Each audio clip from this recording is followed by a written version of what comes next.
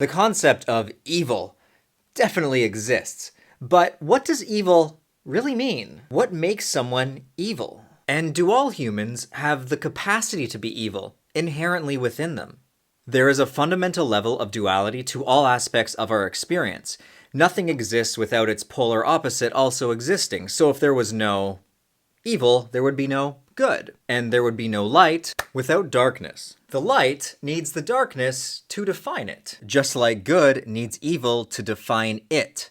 Both good and evil are in each and every one of us. You don't get one without the other, just like you can't have a wave without both a crest and a trough. So if good and evil, light and darkness are ultimately within every human because they need each other to exist, then why are some humans more evil than others? Why do some humans appear to have more darkness within them than light? Why do serial killers exist? Why do some people seem to have the ability to inflict pain onto others without feeling any remorse? If you take all emotions out of this equation and just look at the facts, people who do harm onto others don't always or don't necessarily believe themselves to be evil. This is true for almost any war. In war, the soldiers or the civilians on either side believe themselves to be the good guys. The soldiers didn't choose which country to be born in. They are simply doing what they believe is their duty, their patronage to their country. Does that make one side evil or necessarily the bad guys? What they often do in wars is they will spread propaganda of their enemy,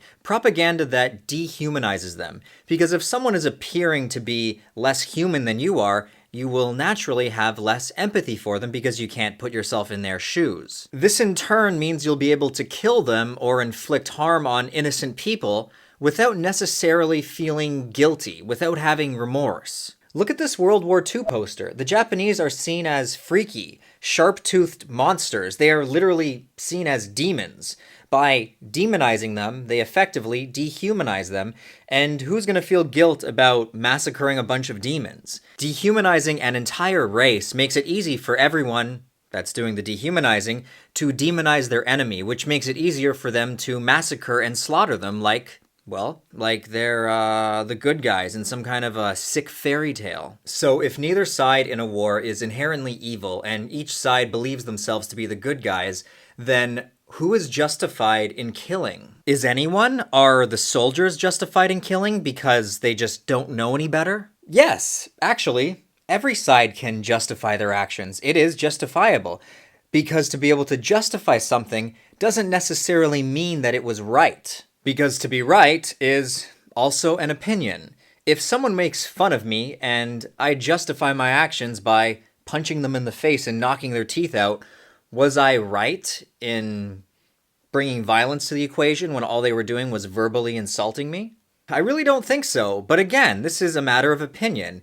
This is a matter of personal belief. This brings me to the fundamental measuring system of all good or all evil in this world. In order to put an appropriate judgment on whether any action is good or evil, you must get out of the realm of judging things as either right or wrong. Because as I explained, there often are no bad guys. Everyone believes they are justified in their actions. The fundamental nature of this universe is one of energy, and I don't mean in a spiritual kind of context, I mean literal energy. The only reason that we feel pain is because our cells are programmed to trigger an electrical response, a response that then tells our brain to activate the feelings, the sensual feelings of pain. This electrical response is energy. Our bodies are made of energy. At the core of every molecule is an atom with a nuclei with electrons circling around it. The reason why anything in the universe is either hard or soft has to do with its vibrational energy. The reason that water is malleable is because the atoms are vibrating fast.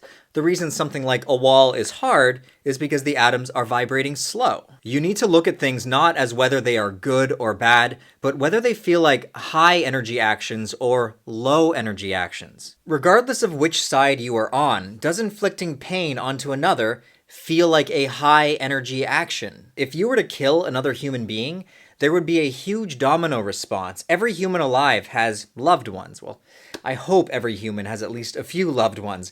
And with their passing, there would be more than one person affected. There would be families affected. There would be friends affected. There would be a huge group of people who would be experiencing low energy feelings. This makes the act of killing a low energy action, a low energy experience. The reason we are using killing as an example here is because most people that we consider really evil are those who are responsible for the deaths of either one or many other humans. Now, it's not always so black and white. Imagine if killing just one person was the only way to rescue, say, 1,000 people. In this scenario, wouldn't it mean that killing one person was a higher energy action than allowing 1,000 people to die? Because in the terms of energy, the amount of low energy from killing one doesn't come close to the amount of low energy that would come from killing 1,000. However, there is still a good chance that the act of killing that one person, regardless of it meaning rescuing 1,000, would still be seen as evil by at least one other human being. It's still a low energy action. Most people don't get pleasure out of killing others. But sometimes a low energy action is what we need. Sometimes we need to experience lows in order to reach highs. Sometimes you need to reach a low, depressed state to use that experience as fuel to better your life and to potentially reach a higher energy state at a later time. Meaning low energy experiences can be just as and sometimes more valuable than high energy experiences. You don't often hear of someone changing their life and becoming successful when they weren't, unless they first hit a really low depressed state. They often needed to experience that low to get them out of their, say, comfort zone. And if that low never existed, they would have stayed in their comfort zone forever and never made a change that ultimately resulted in a positive higher energy state as their norm. What it really comes down to is you cannot judge something as whether it's good or bad just based on the energy content of that experience. I mean, a lot of the development in the current world was sparked after World War II, which was a terrible experience for millions of people. Does that mean that the war was justified because after it ended, it caused our world to rapidly develop and evolve at a rate that was never seen before in our human history? So again, a low energy action or a low energy state is not necessarily good or evil, right or wrong. Good or evil is really just a concept. It's a construct. It's an opinion. Just like language, language is an artifact of the human experience. It's not a fundamental science of our reality. For example, if English were to die out, it could not be recovered without evidence. But if everyone forgot how to do math, we'd have a lot of stupid people, but it could always be rediscovered. Because math is like the language of this universe. It's a fundamental aspect to this reality. And just like language is a made-up artifact of our society, these judgments of whether something is good or bad are made up. They're not real. They only extend their reach as far as a human's perspective allows it to extend. What it ultimately comes down to is, and this is going to piss a lot of people off, but I didn't make this channel to necessarily please everyone. I made this channel to express opinions that don't resonate with everyone because they sometimes can sneak under your skin and hit a sensitive chord. And this may ring true for a lot of religious people, but what it really comes down to is good or evil doesn't exist. There's no such thing. They are a subjective experience. They're only real as far as our subjective experience will allow them to be real. But in that same regard, it's natural for most humans to seek out happiness in their life. And to do so, most humans are naturally attracted to higher energy experiences. I mean, most humans are not happy when they're experiencing low states. That's why those low states are often motivation to help you rise to a higher state. If you ask most humans what they want most in life, a lot of them will tell you the same thing. They just want to be happy. And it's very difficult to be happy when you're living in a lower energy environment. So back to good and evil. To put a human judgment on this energetic state that we label as good, I would say that most humans have more good in them than bad. Most of us have more light in us than darkness. You've just got to keep in mind that the light isn't always going to defeat the darkness.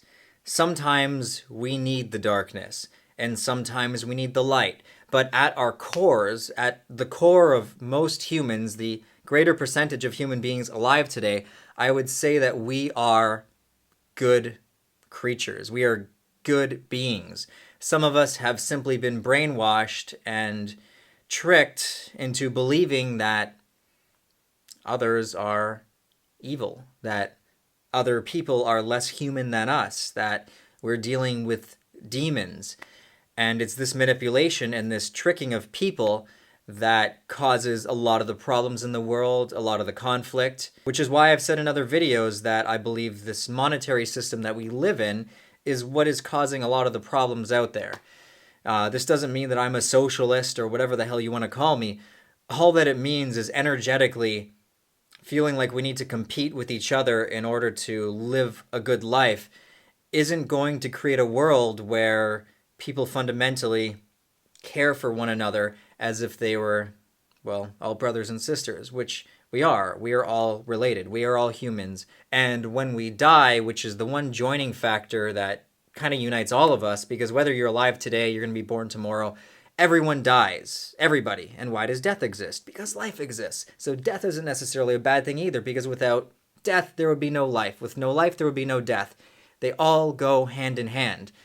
But in that same regard, everyone dies. So why not just have a fucking party while we're here? Let's have a really good time. Let's bring each other up. Let's experience as much joy as we can. And when we do experience lower vibrational states, when we do experience being in the darkness, let's just keep in mind that that darkness is sometimes necessary. It's important, because without it, there would be no light. Anyway, I hope you guys all enjoyed this video. I have just got some new lights! Haha! Plot twist. This is more than just a video about light and dark. I finally bought some awesome lights. But anyway, hope you guys enjoyed this video about light and darkness, good and evil. I hope you guys like my new setup of having new lights and some new darkness.